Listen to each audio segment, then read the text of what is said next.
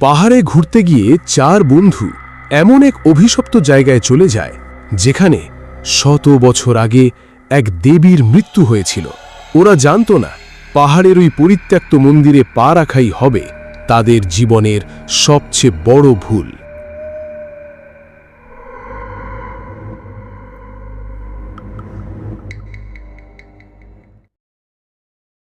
গল্পের শুরুতে আমরা কয়েকজন তরুণ তরুণীকে দেখি যারা শহরের ব্যস্ততা থেকে দূরে কিছুটা সময় কাটানোর উদ্দেশ্যে পাহাড়ি অঞ্চলের দিকে যাত্রা করে।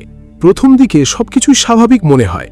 মনোরম পরিবেশ, নিরিবিলি প্রকৃতি এবং স্থানীয় সংস্কৃতি তাদের ভ্রমণকে আকর্ষণীয় করে তোলে।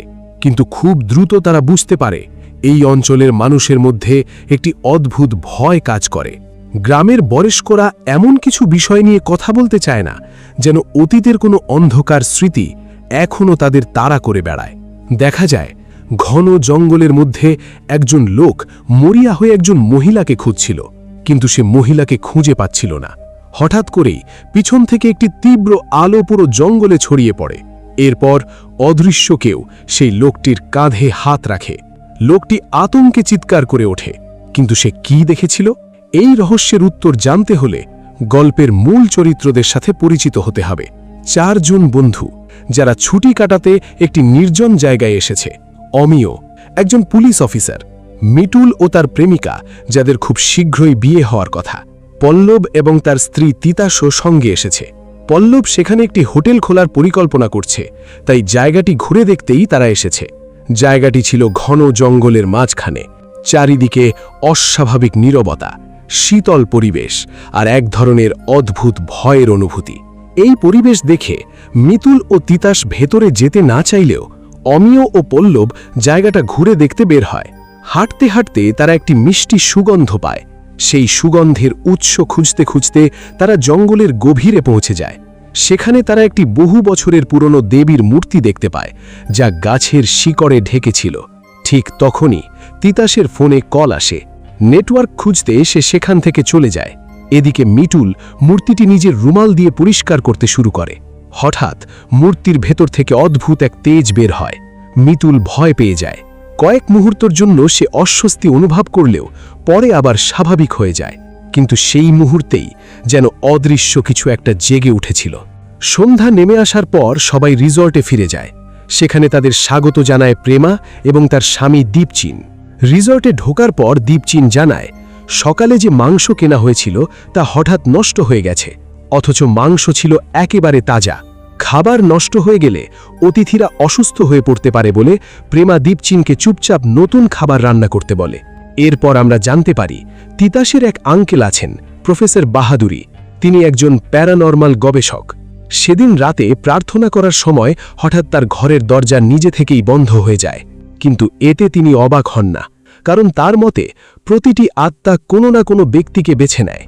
আর যখন তারা প্রচণ্ড রাগান্বিত থাকে তখন আরও বেশি ভয়ঙ্কর হয়ে ওঠে। ওদিকে চার বন্ধু হাঁটতে বের হলে মিতুল বারবার অনুভব করতে থাকে কেউ যেন তাকে অনুসরণ করছে। সে বিষয়টি তিতাসকে জানায়। তিতাস ব্যাপারটিকে গুরুত্ব না দিয়ে তাকে সঙ্গে নিয়ে চলে যায়, কিন্তু আশপাশে ঘটতে থাকা অদ্ভুত ঘটনাগুলো যেন অন্য কিছুর ইঙ্গিত দিচ্ছিল। একজন স্থানীয় দোকানদার জানায় সম্প্রতি ওই এলাকায় অস্বাভাবিক কিছু ঘটনা ঘটছে, কিন্তু যখন অমিয় ও পল্লব এ বিষয়ে জানতে চায় দোকানদার বিষয়টি এড়িয়ে যায়। সেই রাতেই মিতুলের শরীর খারাপ হতে শুরু করে। হঠাৎ তার মুখ থেকে চুল বের হতে থাকে, কিন্তু আরও ভয়ঙ্কর ব্যাপার হলো কিছুক্ষণ পর সে নিজেই সেই চুল খেয়ে ফেলে। রাত গভীর হলে জানালার বাইরে কারো মাথা ঠুকতে থাকার শব্দ শোনা যায়। অমিয় ও তিতাস শব্দের উৎস খুঁজতে গেলে জানালায় রক্তের দাগ দেখতে পায়। তিতাস সিদ্ধান্ত নেয় পরদিন এ বিষয়ে খোঁজ নেবে।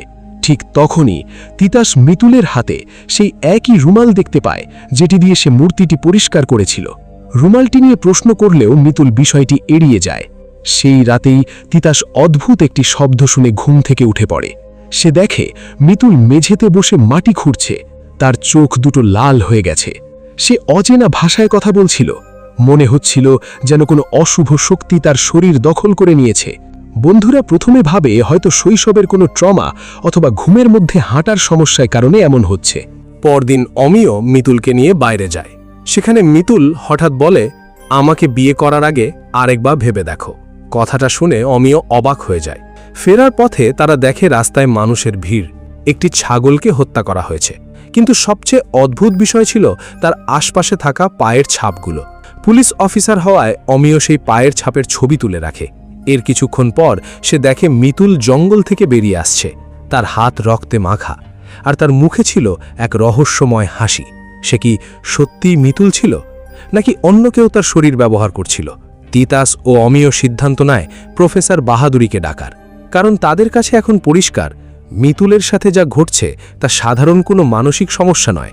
কিন্তু পল্লব এতে রাজি ছিল না। সে মনে করছিল এসব ভূতপ্রেতের গল্পে বিশ্বাস করার কোনো কারণ নেই। তবে একের পর এক অদ্ভুত ঘটনা ঘটতে থাকায় পরিস্থিতি ধীরে ধীরে তাদের নিয়ন্ত্রণের বাইরে চলে যেতে থাকে। সেই রাতেই মিতুলের আচরণ আরও ভয়ঙ্কর হয়ে ওঠে। সে মাঝরাতে ঘর থেকে বেরিয়ে যায়, আর যেন অদৃশ্য কারো ডাকে সাড়া দিয়ে জঙ্গলের দিকে হাঁটতে শুরু করে। সে যেন অদৃশ্য কারো নির্দেশ শুনছিল, আর তার মুখে ফুটে উঠেছিল এক অস্বাভাবিক হাসি। কার সাথে কথা বলছিল মিতুল, আর কে তাকে নিয়ন্ত্রণ করছিল? পরদিন প্রফেসর বাহাদুরী সেখানে পৌঁছান। মিতুলকে দেখেই তিনি বুঝতে পারেন তার শরীরে কোনো শক্তিশালী আত্মার প্রভাব রয়েছে। তিনি সবাইকে সতর্ক করে বলেন, এই আত্মা সাধারণ কোনো আত্মা নয়, এটি বহু বছর ধরে কোনো সুযোগের অপেক্ষায় ছিল। আর মিতুল ভুলবশত সেই পুরনো দেবী মূর্তিকে স্পর্শ করে তাকে জাগিয়ে তুলেছে। এই কথা শুনে সবাই স্তব্ধ হয়ে যায়, কারণ এখন তারা বুঝতে পারে জঙ্গলে পাওয়া সেই মূর্তির সাথে সমস্ত ঘটনার সরাসরি সম্পর্ক রয়েছে। বাহাদুরী আরও জানান, আত্মাটি ধীরে ধীরে মিতুলের শরীরের ওপর পূর্ণ নিয়ন্ত্রণ নিতে চাইছে। যদি দ্রুত কিছু না করা হয় তাহলে পরিস্থিতি ভয়াবহ হয়ে উঠবে। এরপর শুরু হয় আত্মাটির প্রকৃত পরিচয় খোঁজার চেষ্টা। স্থানীয় লোকজনের কাছ থেকে তারা জানতে পারে বহু বছর আগে ওই এলাকায় এক ভয়ঙ্কর ঘটনা ঘটেছিল। এক নারীর মৃত্যু হয়েছিল অত্যন্ত রহস্যজনকভাবে। তার মৃত্যুর পর থেকেই এলাকা জুড়ে অস্বাভাবিক সব ঘটনা ঘটতে শুরু করে। গ্রামবাসীরা বিশ্বাস করত তার আত্মা এখনও মুক্তি পায়নি। কিন্তু সেই নারী কে ছিল, আর কেন সে এত বছর পর আবার ফিরে এসেছে? এই প্রশ্নগুলোর উত্তর খুঁজতেই গল্প আরও গভীর অন্ধকারের দিকে এগোতে থাকে। এদিকে মিতুলের অবস্থা ক্রমশ খারাপ হতে থাকে। কখনো সে নিজের পরিচয় ভুলে যায়, কখনো আবার এমন সব কথা বলে যা তার জানার কথা নয়। তার কণ্ঠস্বরও ধীরে ধীরে বদলাতে শুরু করে। মনে হচ্ছিল তার ভেতরে অন্য কেউ বাস করছে। প্রফেসর বাহাদুরী বুঝতে পারেন সময় খুব কম, তাই তিনি আত্মাটিকে শরীর থেকে বের করার জন্য এক বিশেষ আচার অনুষ্ঠানের প্রস্তুতি নিতে শুরু করেন। কিন্তু তিনি জানতেন না আত্মাটিও তাদের প্রতিটি পদক্ষেপ নজরে রাখছে, আর সে এত সহজে মিতুলকে ছাড়তে রাজি নয়। এখান থেকেই শুরু হয় আসল আতঙ্ক, কারণ পরের ঘটনাগুলো শুধু ভয়ঙ্কর নয়, বরং তাদের প্রত্যেকের জীবনকেই চিরতরে বদলে দিতে চলেছিল। প্রফেসর বাহাদুরী তখন এক হসপিটালে অ্যাডমিট ছিলেন, কারণ তিনি নিজের ক্ষমতা দিয়ে এক ব্যক্তিকে আত্মহত্যা করা থেকে থামিয়েছিলেন। তিনি নিতুকে বলেছিলেন, স্বর্গ আর নরকের মাঝেও এমন কিছু জিনিস আছে যেগুলো সাধারণ মানুষ জানে না। আর ঠিক এখান থেকেই শুরু হয় অজানার দরজা। প্রফেসর বাহাদুরী আত্মাদের দেখতে পারতেন। যখন তারা রিসর্টে পৌঁছায় তখন পল্লব মিতুলকে নিতে যায়, কিন্তু আশ্চর্যজনকভাবে মিতুলকে কোথাও দেখা যায় না। হঠাৎ করেই মিতুল তার পেছনে এসে দাঁড়ায়। সে বলে তার লজ্জা লাগছে। ঠিক তখনই আর্মি মিতুলকে বাইরে নিয়ে যেতে বলে। এরপর মিতুল হঠাৎ একদম স্বাভাবিক আচরণ করতে শুরু করে। সে আর্মিকে বলে তার ফেভারিট আঙ্কেল প্রফেসর বাহাদুরী এসেছে। কিন্তু যখন প্রফেসর বাহাদুরী সামনে আসে মিতুল ভয়ঙ্করভাবে চিৎকার করে ওঠে, ওকে সরাও, ওকে সরাও। মিতুল নিজের নখ দিয়ে একটা চিহ্ন আঁকে, আর প্রফেসর বাহাদুরী সেটার ছবি তুলে নেন। এরপর মিতুলকে কিছু সময়ের জন্য একটি ঘরে একা রেখে দেওয়া হয়। প্রফেসর বুঝতে পারেন মিতুল অনেকক্ষণ কিছু খায়নি, কিছু পানও করেনি, তাই তিনি তাকে পানি খাওয়ানোর চেষ্টা করেন। কিন্তু সত্যিটা তখনও সামনে আসেনি। এটাই প্রথমবার মিতুল চমকপুরে এসেছে। তারা জানতে পারে এক ব্যক্তি জঙ্গলে কিছু দেখেছিল, আর তারপর থেকেই লোকটা অসুস্থ হয়ে পড়ে। যখন তারা এই লোকের বাড়িতে যায় সে ভয় পেয়ে চিৎকার করতে থাকে আর বলে সে আসবে, কাউকে ছাড়বে না। লোকটার অবস্থা খারাপ, কিন্তু সে হাসপাতালে যেতে চায় না।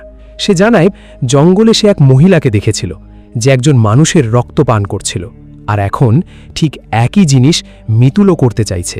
তাই আর্মি ও পল্লব আবার সেই জঙ্গলে যায়। ওদিকে রিসর্টে প্রফেসর বাহাদুরী ওই চিহ্নটার ব্যাপারে কোনো তথ্য খুঁজে পান না। যখন তারা মিতুলের কাছে যায় সে পাগলের মতো নিজের মাথা দেয়ালে আঘাত করছিল। প্রফেসর তাকে থামানোর চেষ্টা করেন, কিন্তু তখনই চেয়ার নিজে নিজে নড়তে শুরু করে। মোমবাতি হঠাৎ জ্বলে ওঠে। মিতুল ধীরে ধীরে প্রফেসরের দিকে এগিয়ে আসে। প্রফেসর তার শক্তি প্রয়োগ করে তাকে থামান। তখন মিতুল অদ্ভুতভাবে বলতে থাকে, রাতটা তারায় ভরা, রাস্তার পাথরগুলো তাকে ব্যথা দেয়, তার গলা যেন কেটে যাচ্ছে, সে ঠিকমতো কথা বলতে পারছে না। তারপর হঠাৎ তার কণ্ঠস্বর বদলে যায়, ভয়ঙ্করভাবে কথা বলা শুরু করে। সে শুধু একটা কথাই বারবার বলতে থাকে, আমাকে দেখতে হবে, আমাকে দেখতে হবে। প্রফেসর মন্ত্র পড়তে শুরু করেন, যাতে তার ভেতরের আত্মা কষ্ট পায়। মিতুল জানায় তার ভেতরে যা আছে সেটা জঙ্গল থেকেই এসেছে। আর ঠিক তখনই সেই অপশক্তি প্রফেসরের পেছনে দাঁড়িয়ে থাকে। প্রফেসর তাকে থামাতে চেষ্টা করেন, কিন্তু সে মানে না। মিতুল নিজের ভেতরেই আটকে যায়। কিছুক্ষণের জন্য আবার স্বাভাবিক হয়। প্রফেসর সিদ্ধান্ত নেন জঙ্গলে যাওয়া মানুষদের বাঁচাতে হবে। জঙ্গলে আর্মি ও পল্লব আলাদা হয়ে যায়। হঠাৎ পল্লব সেই একই মহিলাকে দেখতে পায়। তার হাত থেকে টর্চ লাইট পড়ে যায়, আর যখন সে টর্চ লাইট তুলতে যায়, দেখে সেই মহিলা ঠিক তার পেছনেই দাঁড়িয়ে। ঠিক তখনই প্রফেসর বাহাদুরি এসে পল্লবকে পিছনে তাকাতে নিষেধ করেন। তিনি মন্ত্র পড়েন, আর সেই মহিলা ধীরে ধীরে অদৃশ্য হয়ে যায়। প্রফেসর বলেন, ওটা কোনো সাধারণ মহিলা নয়, ওটা একটি ডাকিনী। ডাকিনী হলো কালীর সেবিকা। তারা কালীর শক্তির অংশ, যাদের আহ্বান করলে তারা উপস্থিত হয়। তাদের পূজা তন্ত্রের মাধ্যমে করা হয়, আর তারা মানুষের প্রাণ শক্তি খেয়ে বাঁচে। কালী বলে, এরা এখানে কেন এসেছে? প্রফেসর বলেন, এরা ভুলবশত চমকপুরে এসেছে। তিনি কালীকে শান্ত করতে পারেন, কিন্তু মহামায়ার অনেক রূপ আছে। কোন রূপে তিনি আছেন তা জানা যায় না। তাহলে মিতুল কি সত্যিই ডাকিনীর কবলে? প্রফেসর বলেন, মিতুল কোনো ডাকিনীর নিয়ন্ত্রণে নেই, কারণ ডাকিনী শুধু আত্মা চায়, শরীর নয়। আর মিতুল খুব সংবেদনশীল। মিতুল যে চিহ্ন এঁকেছিল সেটা আসলে সাহায্যের জন্য। সে নিজেই প্রফেসরকে জঙ্গলে যেতে ইঙ্গিত দিয়েছে। রাতে এক পাগল লোক প্রফেসরের সামনে আসে এবং তাকে আক্রমণ করে। আর্মি তাকে থামায়। জানা যায় সে পাগল লোকটি আসলে তার ভাই, যার স্ত্রী জঙ্গলে গিয়ে মারা গেছে। এরপর থেকেই সে পাগল হয়ে গেছে। কিন্তু সত্যিটা কি এতটাই সহজ? প্রফেসর বলেন, সে আসলে পাগল নয়, তাকে অভিশাপ দেওয়া হয়েছে। এরপর বিজয়ন্তী অদ্ভুত আচরণ করতে শুরু করে। রাতে তাকে জঙ্গলের দিকে যেতে দেখা যায়। এরপর সে নিখোঁজ হয়ে যায়। লোকপা তাকে খুঁজতে গিয়ে নিজেও পাগল হয়ে যায়। যাকে আমরা শুরুতে জঙ্গলে দেখেছিলাম সে আসলে লোকপা। সে প্রতি রাতে জঙ্গলে যায় তার স্ত্রীকে খুঁজতে। সবাই ভাবে লোকপা তার স্ত্রীর সাথে প্রতারণা করেছিল, কিন্তু দুকচিন বলে সে সত্যিকারের ভালোবাসত, কখনো প্রতারণা করেনি। তারা লোকপার বাড়িতে যায়, কিন্তু কিছুই খুঁজে পায় না। প্রফেসর বুঝতে পারেন এটা একটা বড় প্ল্যান। তারা স্টোর রুমে যায়, সেখানে একটি রক্ত দিয়ে আঁকা নকশা খুঁজে পায়। প্রফেসর সেটি ধ্বংস করতে চান। এটি একটি প্রাচীন নকশা, যার মাধ্যমে কালীকে জাগানো হয়।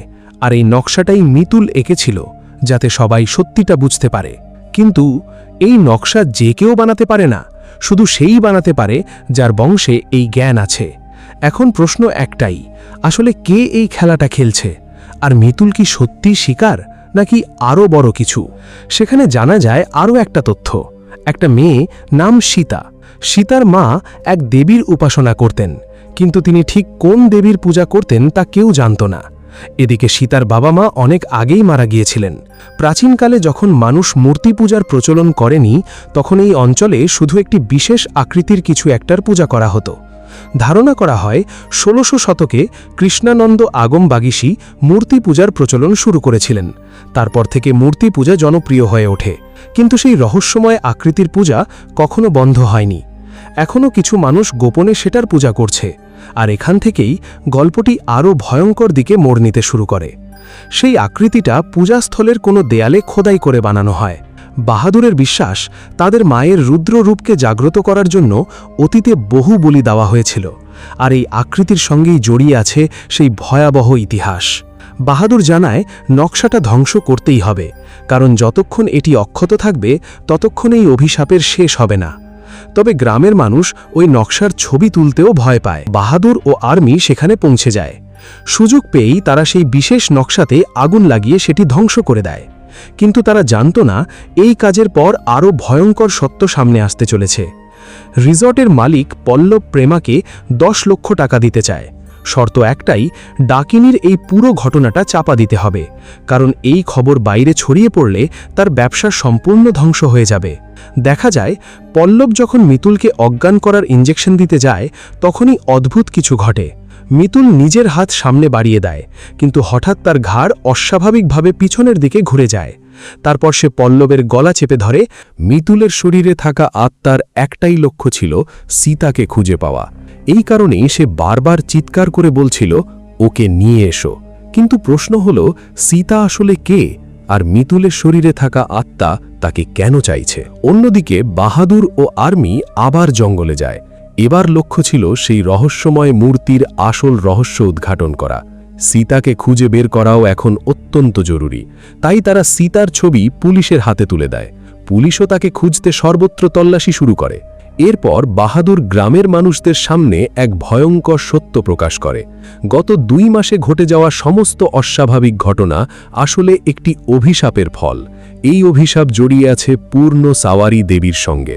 তিনি জঙ্গলের দেবী, করুণাময়ী হলেও তার একটি ভয়ঙ্কর রুদ্র রূপ রয়েছে, আর সীতা সেই রুদ্র রূপকে জাগিয়ে তুলেছিল। সে পূর্ণ সাওয়ারি দেবীর পূজা করেছিল, এমনকি তাকে জাগ্রত করার জন্য বলিও দিয়েছিল। এখন পুরো গ্রাম ভয়াবহ বিপদের মুখে। গ্রামবাসীদের বাঁচাতে বাহাদুর সবাইকে বাড়ির সামনে রক্ষাযন্ত্র তৈরি করতে বলে, আর কঠোরভাবে সতর্ক করে দেয়, অন্ধকার নামার পর কেউ জঙ্গলে যাবে না, কেউ মাংস খাবে না, আর যদি কেউ নাম ধরে ডাকে তাহলে কখনো পেছন ফিরে তাকাবে না, কারণ যে ডাক শুনবে সে হয়তো মানুষ নয়। এরপর আমরা দেখি সীতাকে। কিন্তু জঙ্গলের ভেতরে আসলে বিজয়ন্তীর সঙ্গে কি ঘটেছিল? সীতা আর বিজয়ন্তীর সম্পর্ক কি? মিতুলের শরীরে থাকা আত্মাটি আসলে কার? আর গ্রামবাসীরা কি সত্যিই দেবীকে শান্ত করে এই অভিশাপ থেকে মুক্তি পাবে? এই সব প্রশ্নের উত্তর মিলবে গল্পের পরবর্তী অংশে। পরের পার্ট দেখতে সাবস্ক্রাইব করে রাখুন আর ভিডিওতে একটি লাইক করে দিন।